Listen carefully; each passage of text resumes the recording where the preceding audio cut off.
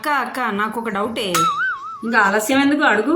అది కాదక్క, ఈ పెళ్ళైన వాళ్ళందరూ ఎందుకు పెళ్ళంటే భయపడతారు లేదా పెళ్లి వద్దు అని అడ్వైజులు ఇస్తారు? నాకు అర్థం కావట్లేదు. ఇప్పుడు ఒకడున్నాడు, వాడు దారిన పోతూ పోతూ తెలియకుండా బురదలో పడిపోయాడు. అప్పుడు ఏం చేయాలో తెలియక ఇంటికెళ్ళి దాన్ని కడుక్కోవడం మొదలెట్టాడు. ఎన్ని రోజులు గడిగినా ఎన్ని సంవత్సరాలు గడిగినా ఆ బురద పోలేదు. సో మనకు ఒకటి అర్థమైంది, ఏంటి ఆ బురదతోనే జీవితాంతం బతకాలని. అటువంటప్పుడు వాడి ముందే ఇంకోటి కూడా అలాగే బురదలో పడిపోతుంటే ఏదో మానవత్వంతో వాడు ఏం చేస్తాడు, అలా వెళ్ళకరా పడిపోతావు అని చెప్తాడు కదా.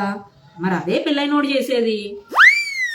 అయినా ఎవరింటారని చెప్తారక్క, ఎవరు వినరు కదా ఈ అడ్వైజ్లన్నీ, అందరూ పెళ్లి చేసేసుకుంటారు కదా. అదే కదా మరి. ఇప్పుడు పందిని పట్టుకొని అది బురదకుంటా దానిలోకి వెళ్ళకు బురద అంటుద్ది అంటే వింటుందా పంది?